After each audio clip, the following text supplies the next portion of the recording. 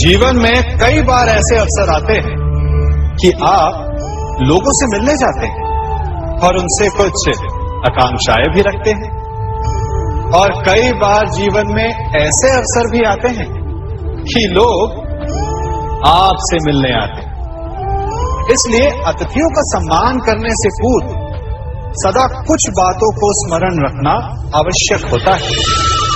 यदि कोई आपके पास मिलने आता है तो उसके 3 कारण हो सकते हैं। पहला कारण होता है भाव, दूसरा अभाव और तीसरा प्रभाव।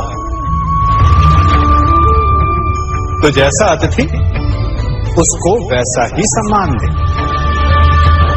यदि आपके पास कोई भाव से आए तो उसे केवल आपका प्रेम चाहिए, आपका सानिध्य चाहिए, और यदि कोई अभाव में आया तो उसकी उतनी सहायता अवश्य करें जितना आप करने में सक्षम हो, परंतु इतनी अधिक भी ना करें कि वो उस सहायता का दुरुपयोग कर बैठे। और यदि कोई प्रभाव में आया तो स्वयं पर अभिमान ना करें, क्योंकि कभी न कभी जीवन में आप भी भाव, अभाव और प्रभाव के चक्रव्यूह में फंस सकते हैं।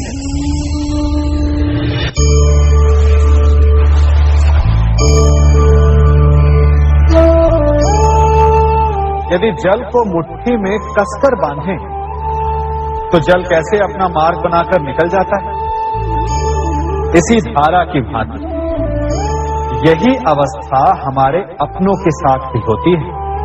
अधिकतर हम जिनसे प्रेम करते हैं, हम सदा उन्हें अपने समीप रखना चाहते हैं, स्वयं से दूर नहीं होने देना चाहते।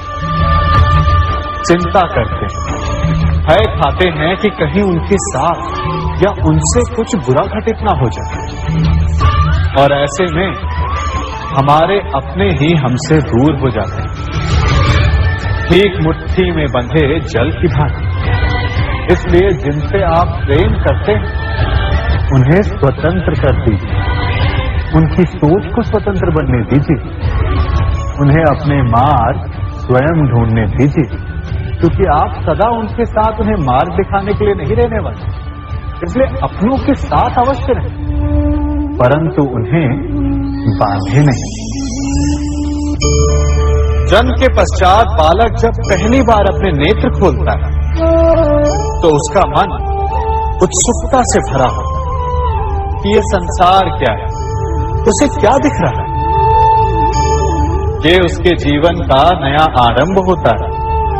परंतु जैसे हम धीरे धीरे बड़े होने लगते, अनुभव अर्जित करते हैं, हमारे मन की उत्सुकता, हमारे जीवन का चाव होने लगता है। तनिक सोचिए, जब हम सुबह सोकर जगते अपनी आंखें खोलते तो उसे ही हम अपने जीवन का प्रारंभ समझ ले, तो सुबह से लेकर संध्या तक के समय को ही अपने जीवन जीने का समय समझ ले, तो कितनी स्फूर्ति आ जाएगी। आप कितने काम कर पाएंगे, कितने लक्ष्य अर्जित कर पाएंगे। फलों से मिलकर घड़ी बनती, घड़ी से मिलकर प्रहर, प्रहर से मिलकर दिन बनते हैं, और दिनों से माह और वर्ष। यदि आप अपना हर पल, हर प्रहर विश्वास से, हर दिन उत्साह से जिए तो आपका संपूर्ण जीवन सार्थक हो सकता है। मनुष्य अपना जीवन विश्वास पर जीता है, परंतु विश्वास किसका? तनिक सोचिए, किस पर विश्वास है आपको? महापुरुषों की कही बातों पर, ग्रंथों में लिखे ज्ञान पर, माता पिता की सीख पर, या मित्रों के दिए गए निर्देशों पर, या फिर मेरी कही बातों पर? ये सब विश्वास अपूर्ण है जब तक आपको स्वयं पर विश्वास ना हो। यदि विश्वास करना है तो पहले अविश्वास करने के विज्ञान को भी सीखना चाहिए। आप किसी की बातों पर विश्वास न करें। आप अपने मन से पूछें, अपनी अंतरात्मा से प्रश्न करें, और जो उत्तर मिलेगा वही सबसे उचित होगा। जब आप अपने मन, अपनी अंतरात्मा पर विश्वास करना सीख जाएंगे तो नीति, ज्ञान सब आपके भीतर से स्वतः उमड़ेगा। और यदि आप स्वयं पर ही विश्वास ना कर पाए तो धर्म ग्रंथों में लिखे श्लोक, महापुरुषों की वाणी, माता पिता की सीख या मित्रों का निर्देश कोई भी लाभ नहीं दे पाए। एक पिता होने के नाते आप अपनी संतान के लिए क्या करते हैं? उसके लिए बहुत सारी सुविधाएं जुटाते, बहुत सारा धन कमाते हैं ना? और क्या आपको ऐसा लगता है कि यही उचित है आपकी संतान के लिए? इस पंछी को देख रहे हैं, ये भी संतान को जन्म देता है, उन्हें पालता है, पोसता है, उड़ना सिखाता है और भोजन का प्रबंध भी करना सिखाता है।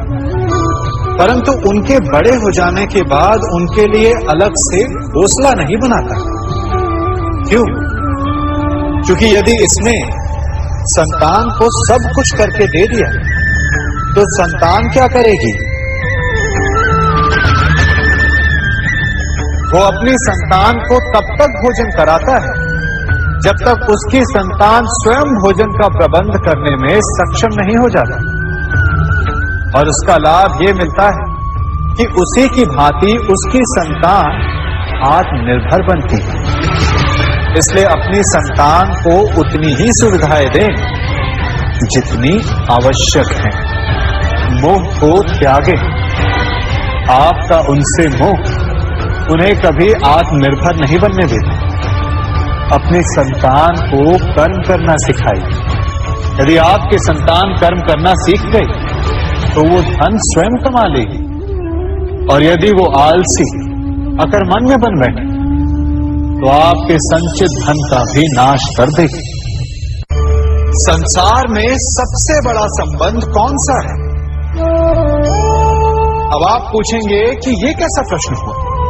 इसका उत्तर तो बड़ा सरल है, यही ना?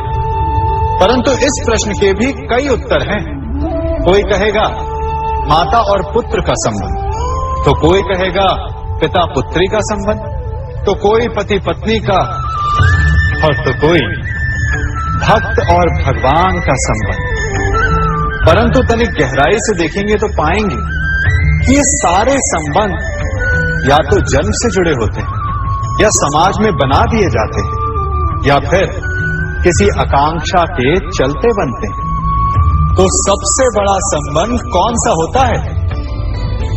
उलझ गए ना? सबसे बड़ा संबंध होता है मित्रता का, क्योंकि मित्र हम स्वयं चुनते हैं, जिसमें ना कोई आकांक्षा होती है, ना ही कोई स्वार्थ छिपा होता है। यदि कुछ होता है तो केवल साथ का आनंद। अपने बीते दिनों को स्मरण कीजिए। जब आप घर से बाहर निकलते होंगे तो सबसे पहले किसका स्मरण होता था? मित्र का।